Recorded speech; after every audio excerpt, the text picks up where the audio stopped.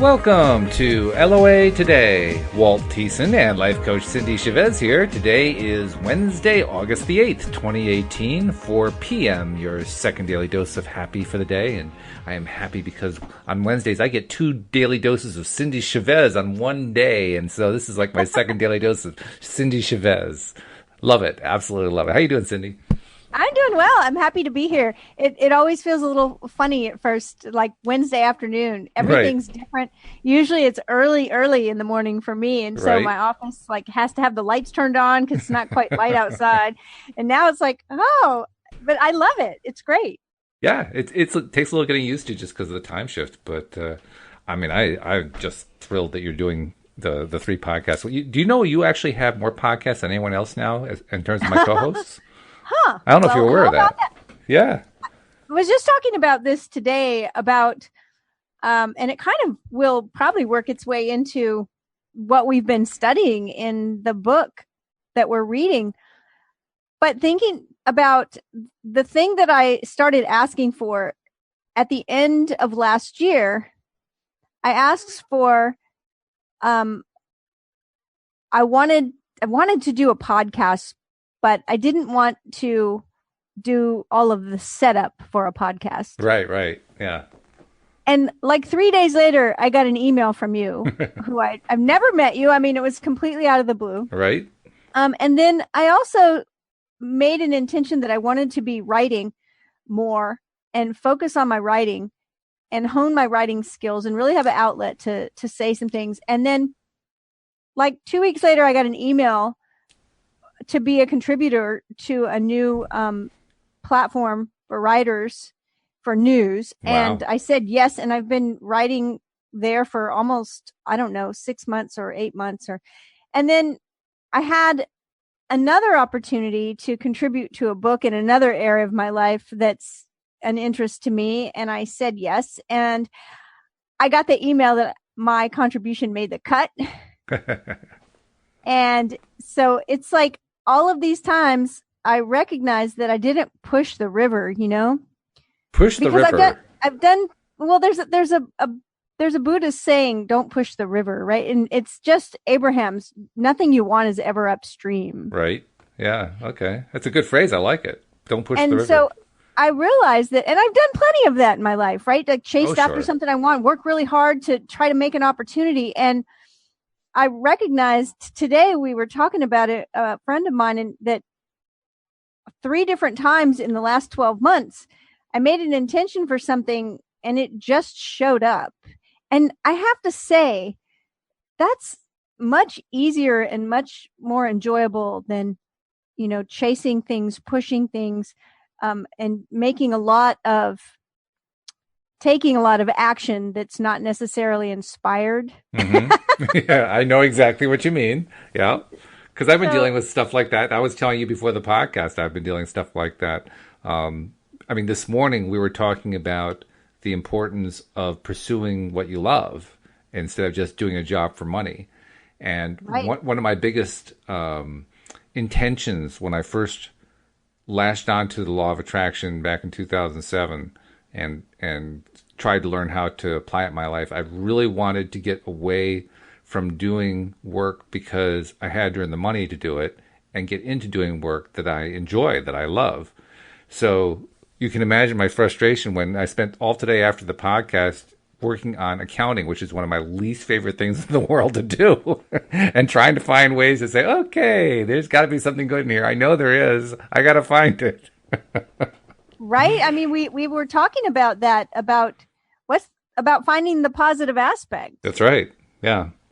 I mean, maybe the positive aspect is that you're not having to employ someone else to do it, or I don't know. I'm trying to think of my own. That's a good try, I have to say. It didn't work, but it was good. Or, something we haven't talked about, but what about the positive aspects that are attached to a thing? Like to be able to do accounting. Maybe you have to be able to write or use your hands, use your eyes, use a computer. Like you have to have access to a computer or paper, pencil, like, the things that are connected to something that are positive, mm-hmm. that we feel gratitude for otherwise, right? It's Sure. like until we have to do that thing. Like I really have beautiful floors in my house and I really hate mopping.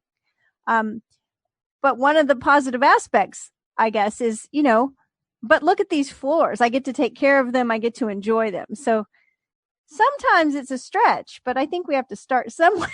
Well, you do. And sometimes you just start with something that's not directly related. Like that's what I'm really doing here by doing the podcast this afternoon. Well, plus I love doing the podcast.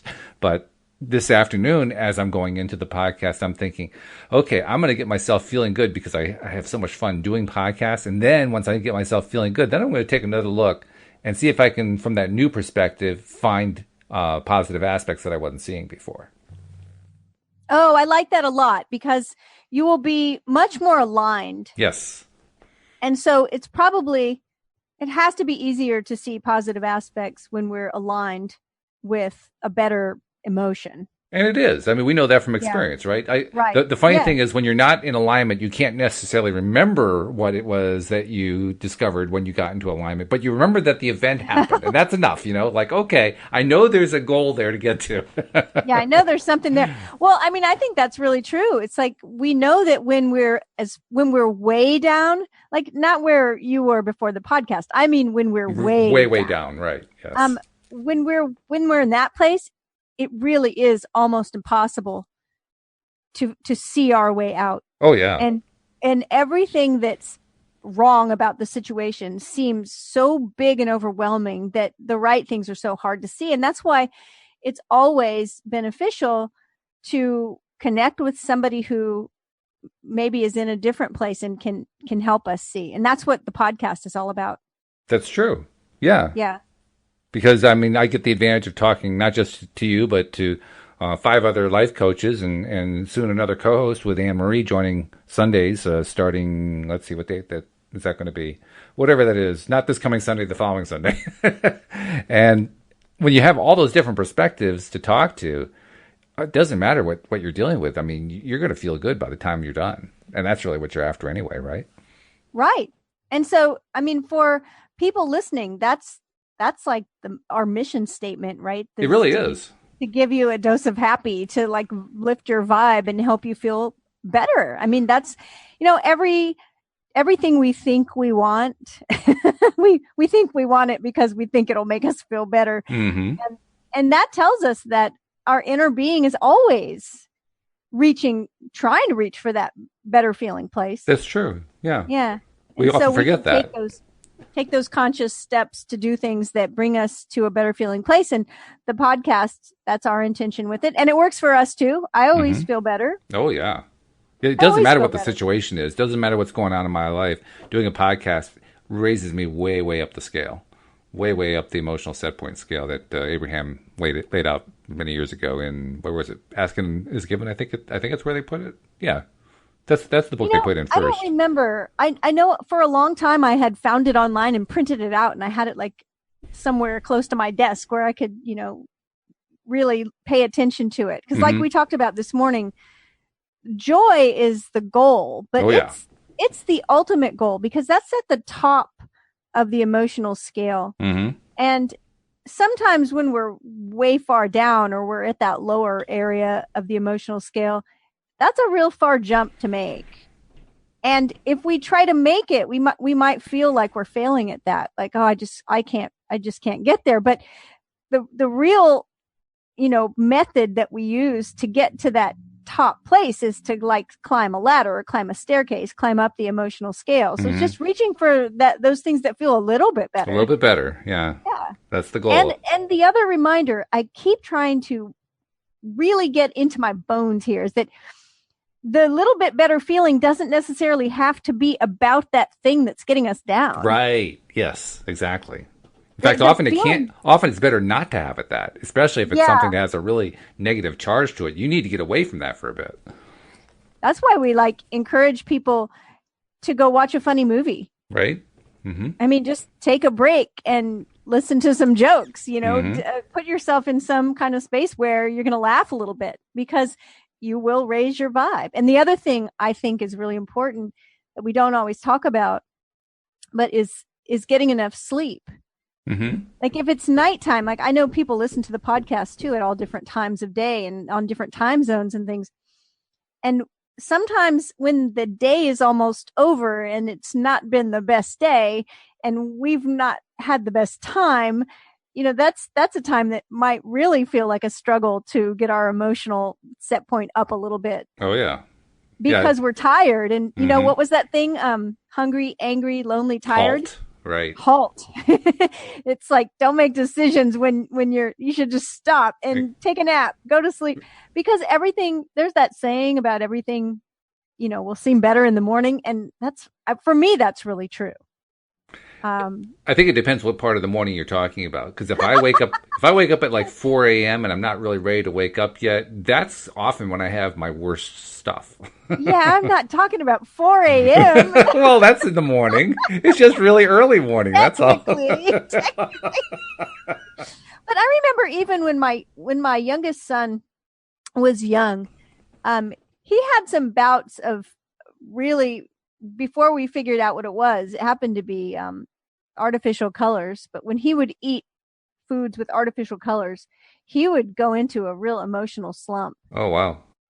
And I recognized at some point that sometimes at night, it's like a baby that's cranky, right? It's like, oh, and everybody just says, oh, he's so cranky, it's past his bedtime. Mm-hmm. And when he was a young kid, sometimes at night, he would be, kind of miserable. And I would have to tell myself, don't make this bigger than it is. He just needs sleep.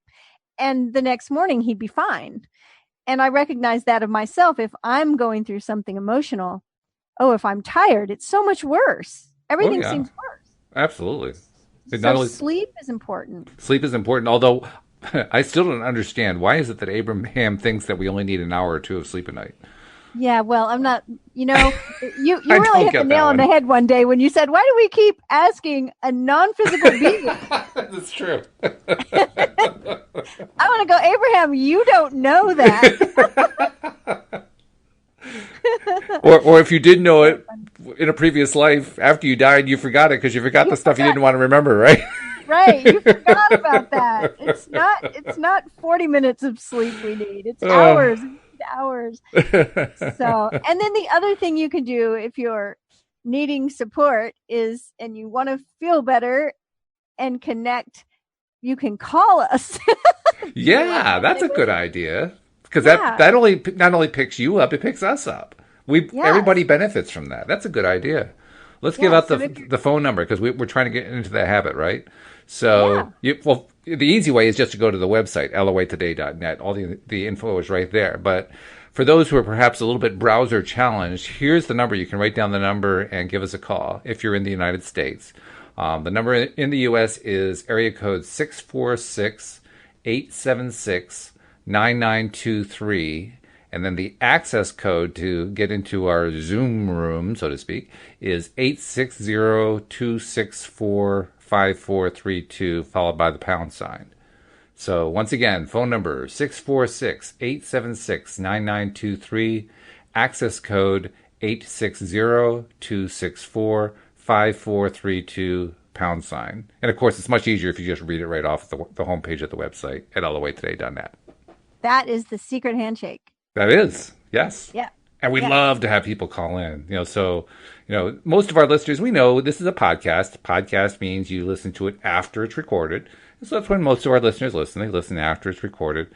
But more and more people are starting to listen live, and we'd love to have you call in when we're doing the live broadcast. By the way, the schedule is right on the homepage too. So if you want to know when we're doing the live podcast broadcasts, just check that schedule, and that tells you. Right. And then one more thing before we dive into the book, since we're talking about the website, loatoday.net, two more things. First one, if you haven't already, please subscribe while you're there. Very simple. The second one, Walt, you were talking this morning about wanting to ask people if they're listening to the podcast to throw out a post on some social media that they frequent. Yeah. And just mention loatoday.net. Like, you don't have to, you're not have to say any comment about how you feel about it unless you want to. We'd love that, but But just a shout out, like, I'm listening to loatoday.net. It's an experiment that we're working on here. Right. To see. Because to see how that plays out. We all know that social media is where it's at in terms of outreach and people finding out about stuff and so forth. And certainly that has played true with, say, our Facebook page. The Facebook page for the podcast has done very well. We have thousands of listeners who have liked the page and so forth. But it would be really fun to see what happens when you get the same kind of effect going with the website. And that's something I can fairly easily track because I can see, how many visitors are coming to the homepage of the website. So that's why I want to do this test for a week and just see what happens when people put out there that they're listening just by saying I'm listening to LOAtoday.net. See how many people pick up on it. I think it's a cool experiment. I like it too, and it's tapping into that curiosity we were talking about this morning. And as you reminded me, we also have to treat this like an LOA moment because what we're trying to do also is attract listeners, right? So this is all about how it's going to feel when all those people see these posts that are put out there and start checking out the website, checking out the podcast, and even becoming subscribers. I mean, that's definitely going to feel really good. Yeah, well, we know how that feels, so all we have to do is tap into the feeling since it's familiar to us because we've had people reach out and tell us that they're enjoying the podcast. So, oh yes, yeah, no, it's definitely worth it's worth the go. That's for sure. So, so for those of you who are willing to take the time to do it, and it doesn't take that long anyway. Thank you in advance for putting the little post or the tweet or whatever saying, "Hey, I'm listening to LOAtoday.net." We appreciate it. Yes. Thank you. We do appreciate you, and we continually hold you in a space of huge success. And we also love giving you your daily dose of happy. I mean, I was talking about that yesterday. Who was I was talking with Wendy after yesterday's podcast, and we were kind of digging deep into some stuff, and it really came out. I love the idea of so many people listening and enjoying and picking up their daily dose of happy from our podcast. And I absolutely love the idea of doing it with all of you guys. I mean, I can't imagine doing it without you guys. It's so much more fun that way. So, well, we've got a great team. We do. Yeah. Really good. Very, very highly skilled people, wonderful personalities, just really, really interesting to listen to. I feel very privileged to be working with all of you. I really do. Oh, well, thank you so much. I've counted a privilege to be invited. For sure. Yeah, it's definitely been great. It's a bright spot in my day. I told you that one time. Like I used to be an early riser, and then I started sleeping later, and then I started getting up earlier on the 2 days that I do the podcast. Right. And the day that I woke up, and the first thought in my head was, "Oh, good! I'm so happy that it's time to wake up and do the podcast." I was like, yay, that's what I want to feel about anything that I have to do, right? Well, you talked about how normally you feel better in the morning. There's a great way to feel good in the morning. Because, like I said, even if I wake up at 4 a.m. and I'm not quite feeling it, by the time I actually do get up somewhere around 6 or 7 a.m., getting ready for the podcast, as the podcast gets closer, I start to feel better and better. So my morning does get off to a good start by doing that. I agree completely. Well, so here's what's interesting. This happens to us all the time, but we are making our way through the book, Money and the Law of Attraction, Learning to Attract Wealth, Health, and Happiness by Esther and Jerry Hicks, The Teachings of Abraham. And we're getting closer to the end of the book now. We've been taking our time with it, discussing everything that we read. And so often we'll be having a conversation and then we get to the section of the book and it's what we've been speaking about. Right? Yep, there it is. I can see it too as we're looking at the subtopic. Yeah. That's really wild. Oh. Yeah. So the subtopic is, what if my pleasure attracts money? And of course, we're talking about doing a podcast that we love doing. Right. Right. So let's see. Jerry says, for example, and this is actually a continuation of what they've been talking about for the previous few topics. The last one was the one where we learned about all these things that Jerry did in his earlier life. It was entitled, Do I Want to or Do I Have to? Which was a very important and very good topic that we addressed this morning in this morning's podcast. But this is a continuation of that conversation with Abraham. And he says, for example, Esther and I had no intention of receiving income from our work with you, Abraham. We were really enjoying learning from you, and we were thrilled by the positive results we were personally receiving as we applied what we were learning. But it was never our intention for our work with you to become a business. It was an enlightening experience of just plain fun, and it still is fun. But now it has expanded dramatically into a worldwide enterprise. Abraham says, so are you saying that as your life experience expanded, your ideas and desires expanded also? And even though in the beginning you were not able to see or describe the details of how things would unfold, because it was fun and because you felt good, this became a powerful avenue to fulfill desires and goals that had been in place long before you met us or began this work? Boy, does that have echoes for us here on the podcast. Jerry says, yes, my original intention in visiting with you was to learn a more effective way to help others become more financially successful. And also, I wanted to learn how to live our lives more in harmony with the natural laws of the universe. That's an interesting section, that's really interesting that they were just doing this work because it was pleasurable with no intention. Yeah. Yeah, it does sound like sound familiar. Well, it makes it just kind of give me another reason to say, wow, not only do I enjoy doing the podcast, but this is going to lead to something. Cool. I like that. I don't even know what it is, but okay. Hey, I'm open to it. Let's go. Bring it on. Well, I'm curious. The next subtitle says, I want my work to feel free. Yeah, I'm not sure what they mean by that. Me either. Well, let's find out. Jerry says, so most of what you might call my careers through the years almost never began as a means to earn money. They've mostly been things that I just enjoyed doing, which ended up earning money. And Abraham says, well, that truly is the secret to the success that you have enjoyed for so many years, because you determined early on that feeling good was what mattered most to you. You managed to find a variety of interesting ways to maintain that intention, not realizing at the time that the secret to all success is keeping yourself happy. And that's kind of interesting because where he says, you managed to find a variety of interesting ways. No kidding. Very I know, interesting. he was in a Cuban circus. What? Oh my goodness. So, I mean, one of these days, somebody ought to do a post on all of the different careers Jerry Hicks did while he was alive.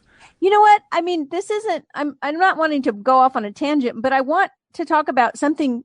I can't remember if you and I talked about this off air or if it was on the podcast, but I want you to talk about it a little bit because I think it's really important. Okay. And that is, we're talking about, Jerry finding a variety of things. And boy, was it ever a variety of things. And it brought a memory to you of the Sudbury School. Oh, yeah. Well, it's a big concept in the Sudbury educational philosophy. For those who don't know it, and that's probably most listeners because it's not very well known, but the Sudbury model of education originated with a small private school in Framingham, Massachusetts, just outside of Boston, called, not surprisingly, the Sudbury Valley School. And this was a school founded in the late 1960s as one of the alternative schools of that era. Lots of alternative schools were created in the 1960s. This was one of the few to survive, and not only did it survive, it also thrived. And what's unusual about it is that it's a school where the kids are in charge of everything.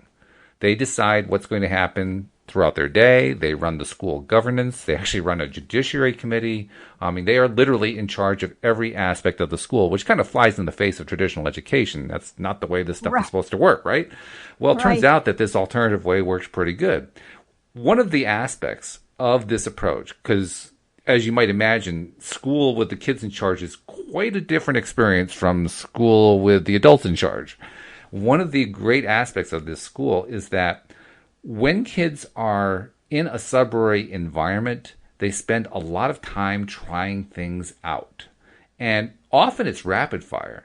So for instance, day one, they're going to play around with, playing cards. And then the next day they're going to do Monopoly. And then the next day they're going to just have a conversation. And the next day they're going to use plasticine to build cities. And the next day they're going to take violin lessons. And then they give up on the violin. They're just working through a whole series of things. They don't really know why necessarily, but as you watch, you realize they're just trying stuff out. They're trying stuff out until they find something that really, really jazzes them. And then once they find something that jazzes them, they get into it. They get hooked into it in ways that you never see from kids who are in a traditional educational environment. I mean, they just latch onto it. Their learning soars. They'll learn everything that they need to know, not only about the thing, but about everything that supports the thing. And interestingly enough, that's how they end up learning, quote, the basics, unquote. Because that's the big concern that, parents have, right? Are they going to learn to do math? Are they going to learn to read? Right. Are they going to learn to write? Well, when they find something that they really love, interestingly enough, very often they involve things like math and reading and writing. And so that's how they end up learning this stuff. That plus, when you have a school where all of the kids are in charge of their own day, the other major source of learning is from the other kids. So kids will often teach other kids how to read or how to write or how to do math or how to, anything else. And it's fascinating to watch it. But boy, this whole concept of trying things out it turns out critically important to the way people would naturally learn if you just let them learn their own way. Because when they do that, not only do they find out what they love, which is really, really big, as we've been discovering in this book, but they also get there quick. I mean, it's unlike somebody who goes through a traditional education system and then on graduation day, when they're graduating from high school, you ask them what they're going to do and they say, I don't know. Not with a Sudbury kid. Did you call it this morning? Did you call it the Sudbury method? I could have. That's possible. I mean, just the idea of trying something out and then just try it, let it go. Try it, let it go. There isn't any attachment to, no, you have to keep doing this, over and over. Right. And yes, sure. I do believe that anything worth doing well is worth struggling through the doing it bad part when you're learning. But the point here is that you'll eventually just find something that you love so much. You want to learn to do it better and you want to learn all the things that support it. And that's what you were talking about this morning. Exactly. It seems that Jerry did, because going through this book, just this one book alone, the things he mentions that he's done in his life, there's such a wide variety. And that's probably why he did find things he loved. He was willing to just keep trying all sorts of things. Oh, there's no doubt in my mind that's exactly what happened, because that's what happens with the Sudbury kids. I mean, like I said, traditional school kids, they get to graduation day in high school and half of them don't even know what they want to do. The other half, they're saying, well, I'll go to college, but I still don't know what I'll do. Whereas Sudbury kids, long before they turn 17 or 18, usually by the time they're like 13 or 14, they've got a pretty good inkling of what they want to do with their lives because they've had the time to play around, something that their peers in the public school system didn't have the opportunity to do. But because they got to play around and try stuff and do things, all of a sudden they've got some really clear ideas. Not all of them, but they have some really, really clear ideas. And by the time they reach 16 or 17, almost all of them have a really, really clear idea of what they want to do. Yeah, because they've tried such a wide variety of things. Exactly. I mean, it just makes sense. Yeah. So the other, by the way, there's one other aspect I want to mention that's really, really key. It used to be in this country, and indeed in countries around the world, but especially here in America, it used to be that back in our parents' day, if you took a job, you usually took a job with the idea of trying to stay with that company for life, and you would do that job for life. My dad did that. My dad worked for General Electric for 44 years. He worked his entire work life at General Electric. Today, that's unheard of. Right. Nobody works at the same company forever. They rarely work at the same company for 10 years. I mean, it's just not the way things are done anymore. So when you go through a Sudbury experience, you're all primed for the idea that this thing that I am choosing to do is not necessarily something I'm committing to do the rest of my life. I'm committing to do it as long as I enjoy doing it. And boy, is that a big difference. That's huge, because when we come into any situation with the presupposition that, well, this is it. Yeah. This is it. And then it starts to become not so enjoyable and we feel like we have to stay there. Mm-hmm. That's a trap. It is. And, the top of this statement, the top of this section that I said, I wasn't sure what it was going to mean. I want my work to feel free. That doesn't feel free. No, it doesn't. Right.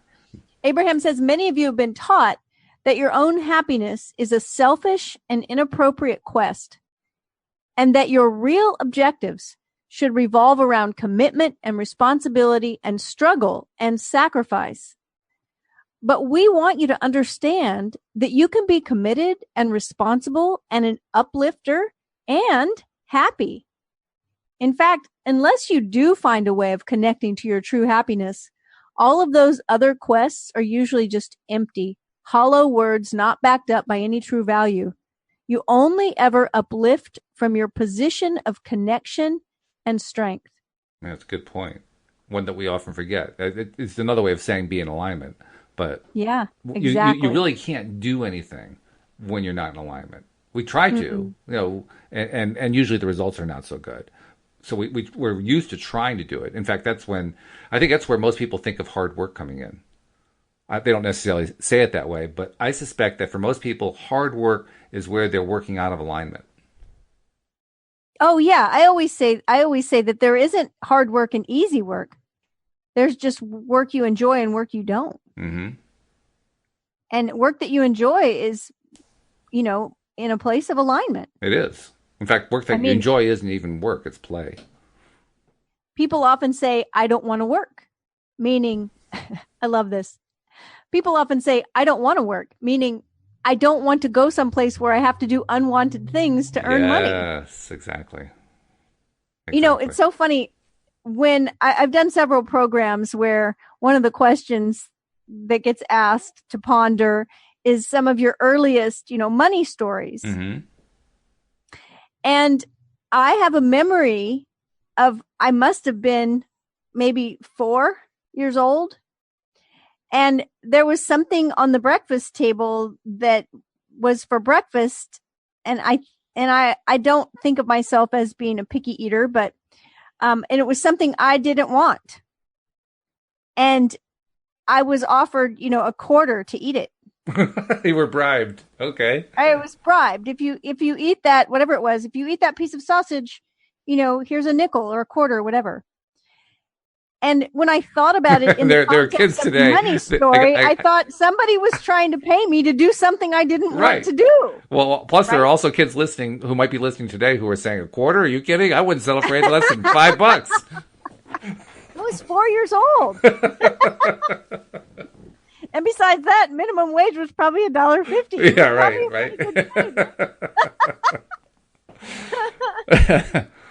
But when I read that, it's like, people often say, I don't want to work. And what they really mean is, I don't want to go somewhere where I have to do something I don't want to do to earn money. Yeah. And when we ask why, they say, because I want to be free. Yes. Here we go. There's the answer. Because I want to be free. But it is not freedom from action that you are seeking, because action can be fun. And it's not freedom from money that you want, because money and freedom are synonymous. You are seeking freedom from negativity, from resistance, from the disallowance of who you really are, and from the disallowance of the abundance that is your birthright. You are seeking freedom from lack. Good last sentence. Wow, that's awesome. You are seeking freedom from lack. No kidding. Yeah. Yeah, that's exactly it. And this point that they make, where they said money and freedom are synonymous. Yeah. That's interesting. Mm-hmm. And I would agree that in our society, where everything is attached to money in some way, pretty much, that money and freedom have become synonymous. Because if you have enough money, then you're never limited. Your choices aren't limited by money. That's true. So I think that's really interesting that Abraham said, it's not freedom from money that you want, because money and freedom are synonymous. Right. Yeah. Well, that makes a lot of sense. Both ways. Both that people would say, I want to be free from money, and that Abraham would say, money and freedom are really the same thing.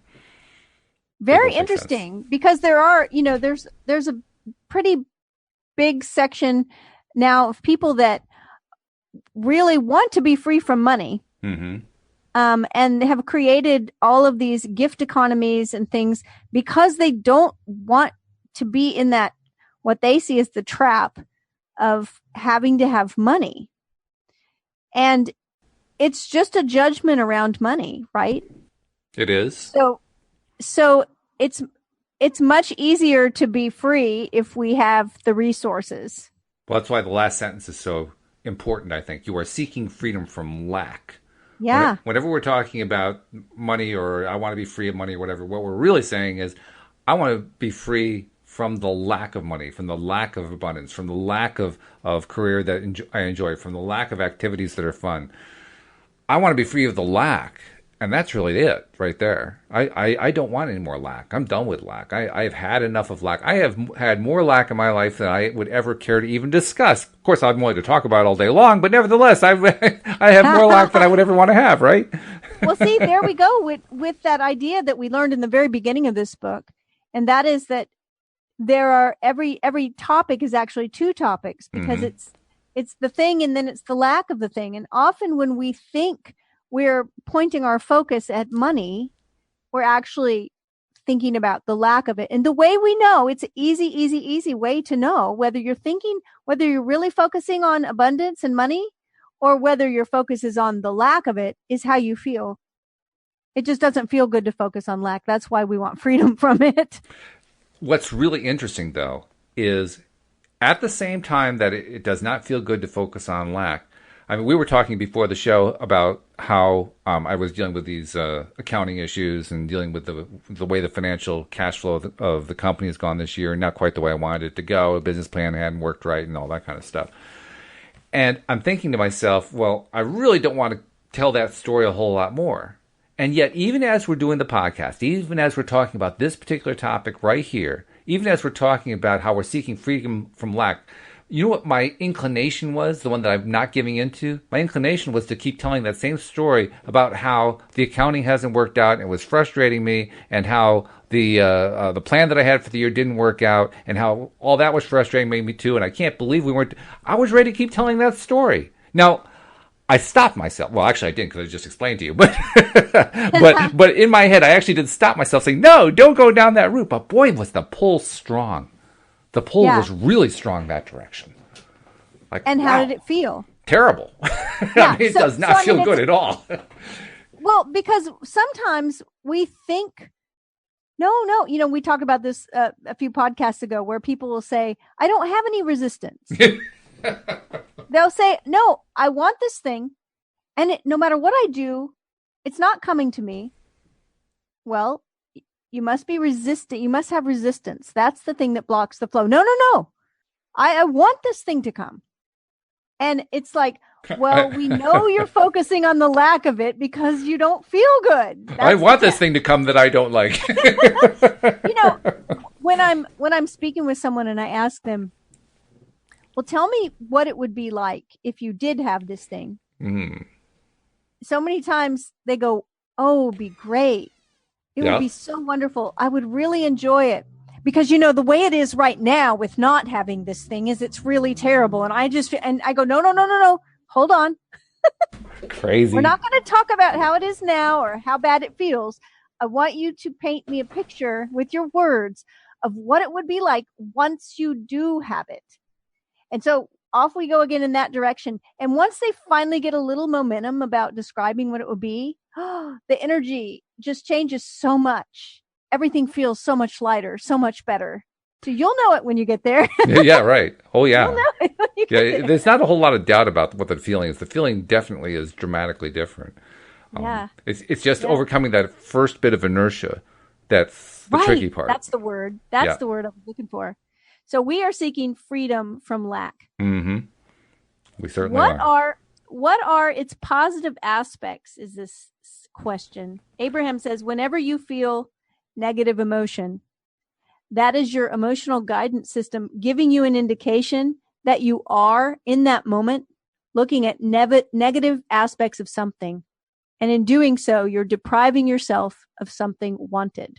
If you will set an intention to look for positive aspects in whatever you are giving your attention to, you will begin to immediately see the evidence of the lifting of patterns of resistance as the universe is then allowed by your shift in vibration to deliver your long-wanted desires to you. Do you have any thoughts about that? Well, you know that it says you will begin to immediately see the evidence of the lifting of patterns of resistance. Well, I think the evidence is what you see in your mind, because as you explore positive aspects, what you're really doing is you're saying, here are things I like. Here are things that I feel good about. Here are things that make me feel confident, that feel abundant, that feel exciting, that could lead to some really cool stuff. They all have that kind of very strong positive pattern to them, as compared to the feelings of, oh God, the year hasn't quite worked the way I wanted it to, blah blah blah blah Right. blah, all that negative stuff. The difference is a very very big difference, and so when we're in that place where we've been focusing on the positive aspects, now all of a sudden we're seeing stuff that we didn't see before. I think that's the biggest thing right there.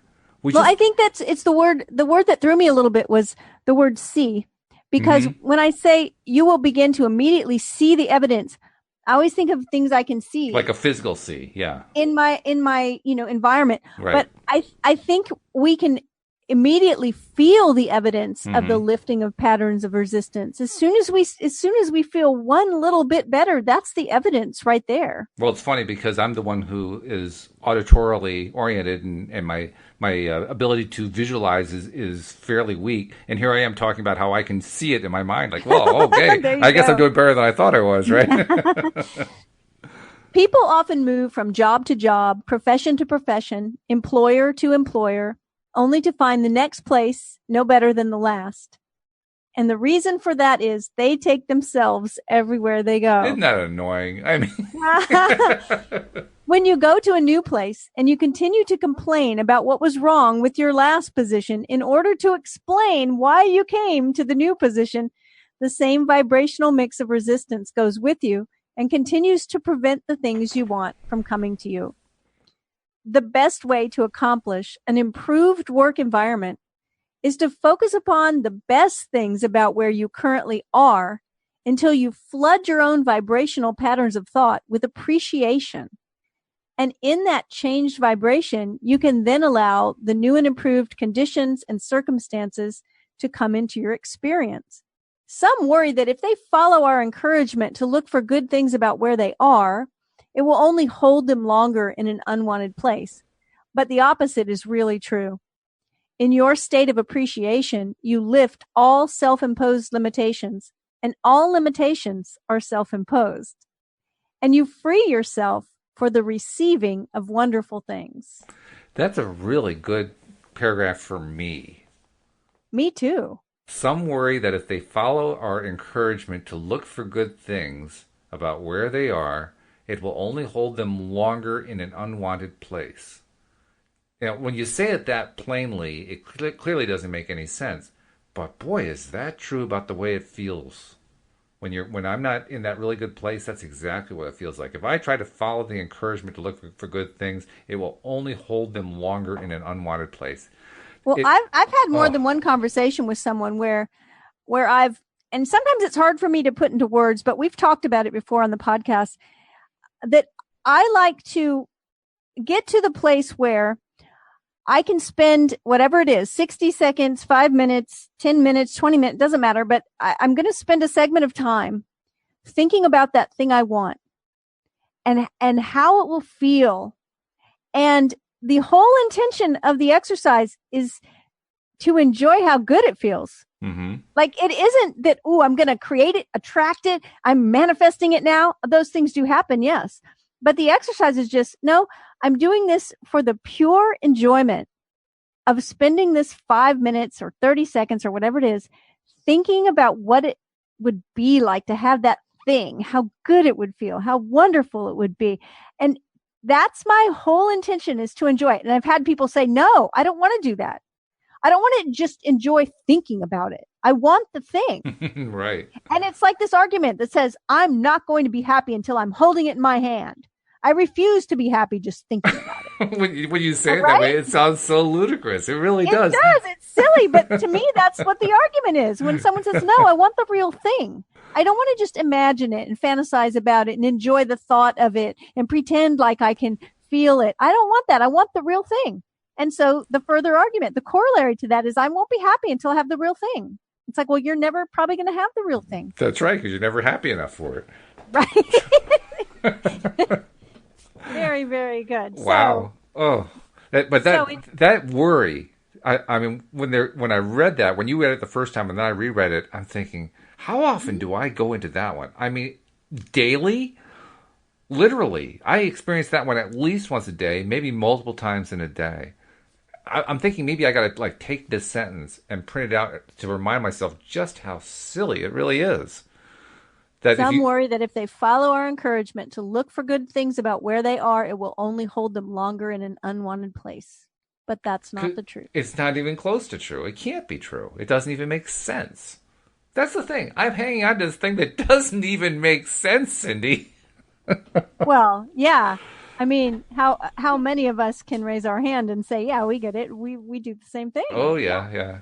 Well, I'm going to turn that around right now and say, you know what? I'm letting go of this thing that doesn't make any sense. I am done with it. I want it out of my life. I don't even want to even name what it is because I don't even want to think about it other than to say, I'm not buying into that craziness anymore. That's just silly. Here's the best part is the italicized part after that. It says the opposite is really true. In your state of appreciation, you lift all self-imposed limitations, and all limitations are self-imposed. They are. And you free yourself for the receiving of wonderful things. This is a section that is going to get pink highlighter in my Very good. Very good. Yeah, it should. It deserves it. I mean, I'm thinking right now, I need to just start thinking immediately about our financial situation with the company and how wonderful it is going to feel when by the end of October, we shut down, we're a seasonal business, so we shut down at the end of October. By the end of October, the financial goal I've set for us to have between now and then, we'll have achieved it and then some. And boy, is that going to feel good on a number of different levels. First, because we did it, kind of against the flow of the way the early part of the year went, but we did anyway. We managed to turn our minds around and turn our attitudes and our emotional feelings around and so forth, and manifest this wonderful thing that happened, this wonderful financial goal being reached. But more than that, then this is really big, that reaching that financial goal enables Louise and I to have a relaxed winter, which has not been our past, but it is going to be for this year. And boy, does that idea feel good. The idea of feeling, oh, I don't have to sweat the dollars. I can just enjoy going through the winter. I don't have to worry about, are the bills going to get paid? How are we going to finance the spring when we get the business going again? I don't have to do all that. I can just feel good, like, oh, well, all that's covered. So what do we do today?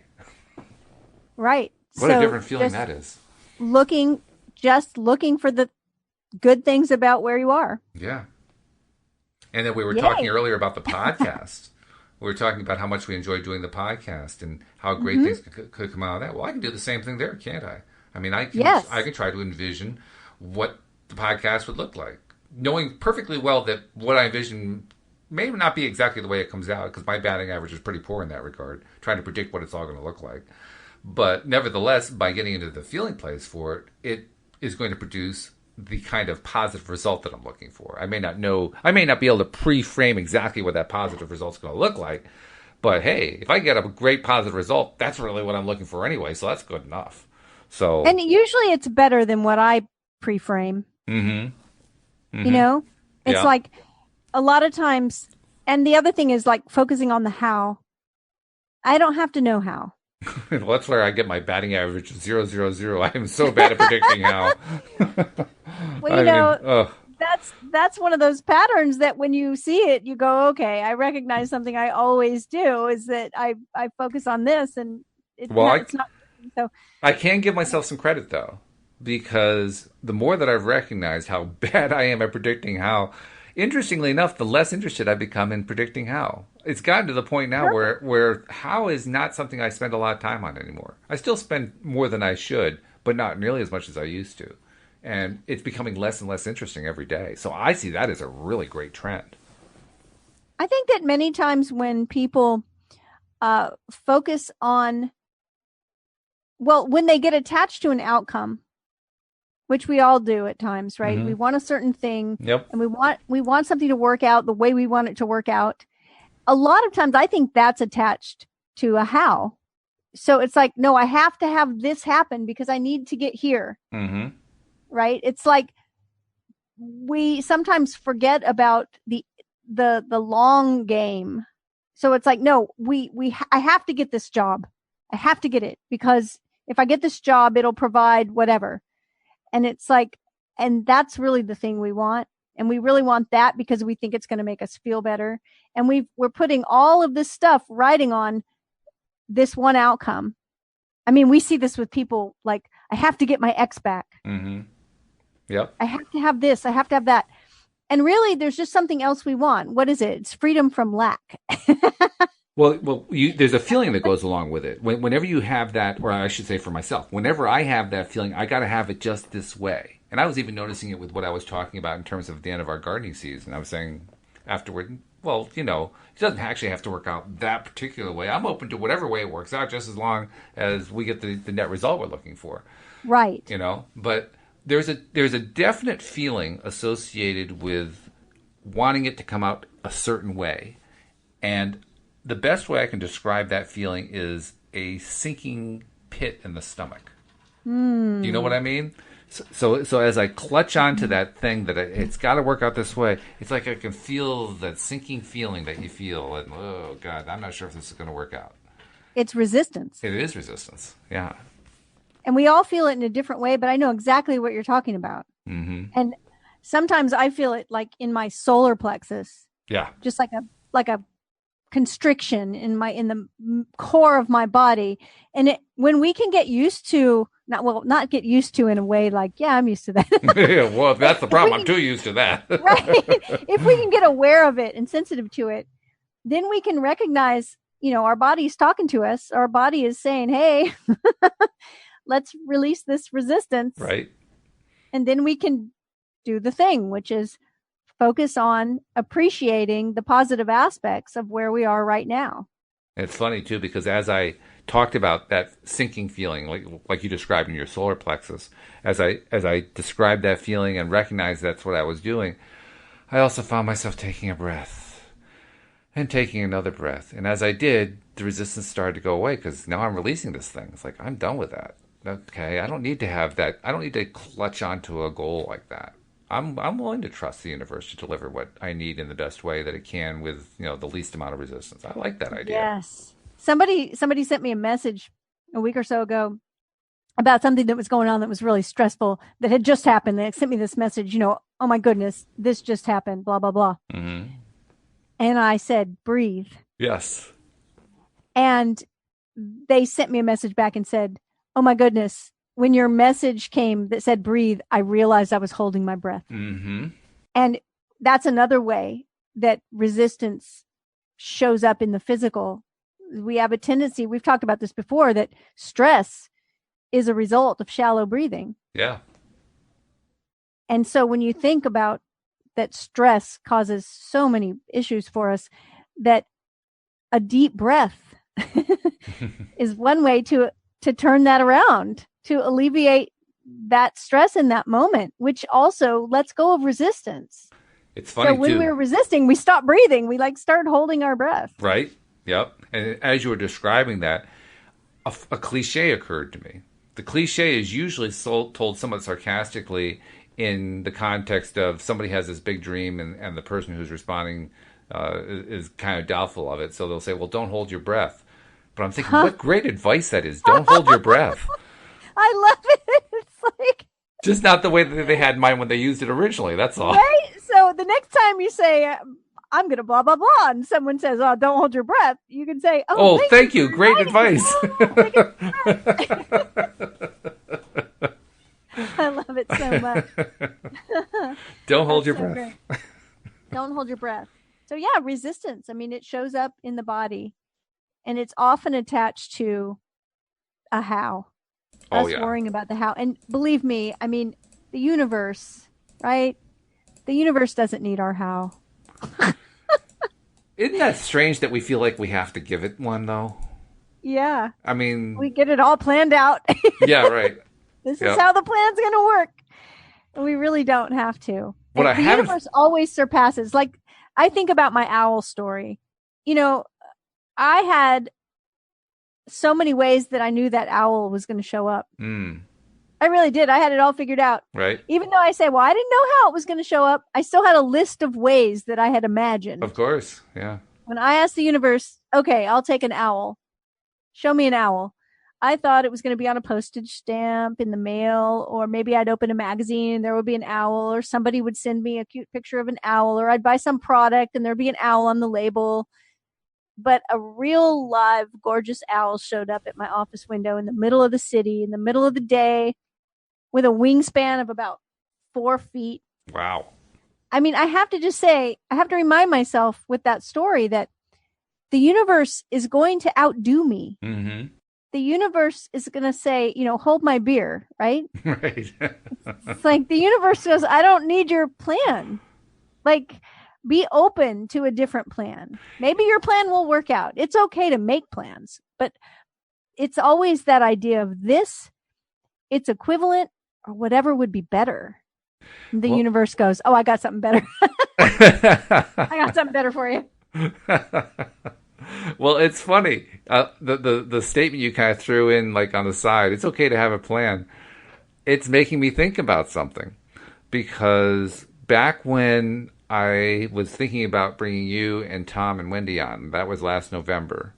And in January, a couple months later, when I was thinking about doing the book that we ended up publishing in May, Joel pointed out to me, particularly with the January incident, that he was really proud of me, because what I would have done in the past was try to plan all that out.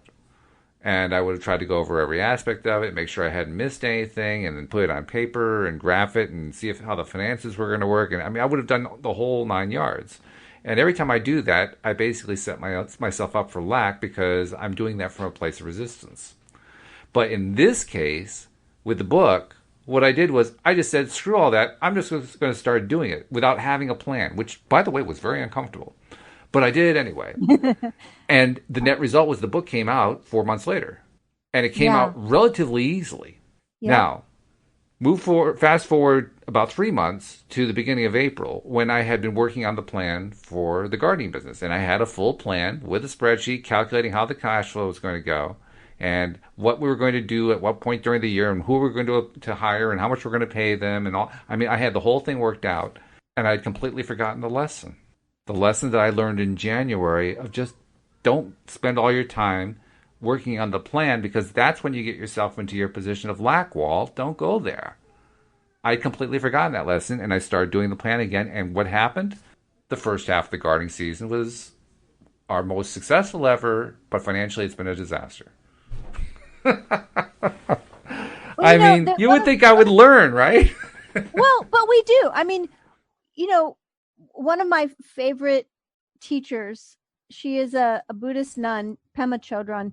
One of the things she said was that a thing never goes away until we learn what it's there to teach us.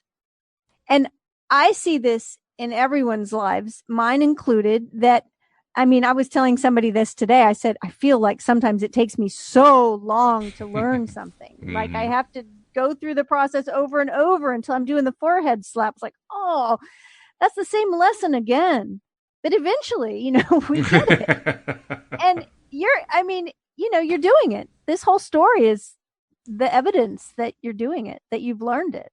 Yeah. And it's fitting in perfectly with what we talked about earlier about positive aspects, because positive aspects are about finding what's the good side, what's the silver lining to the story. And as I recognize now how I kind of trapped myself on that same old trap, and now I'm getting into the feeling of letting go of that, all of a sudden the possibilities for how to appreciate what I anticipate is coming, what I want to have come, suddenly that becomes easier to do. I can't even describe how it is. I can't qualitatively describe to you how it feels easier, except to say it just feels easier. Yeah, it feels easier. Yeah. Just the letting go. Yeah. And maybe just your way of planning will change. Probably. Like it won't be that you'll never make another plan for anything. It's just it'll be looser, more open. Yep. And it won't be where I feel like I have to cover dot every I and cross every T, as the phrase goes. Yeah, that attachment won't be there. Yeah. Yay. Yeah. We've covered a lot of ground today. We have. This has been very valuable. Once again, of course, we ran out of time, but still, I'm really glad we did this. So thank you, and I can't wait to talk to you again next week.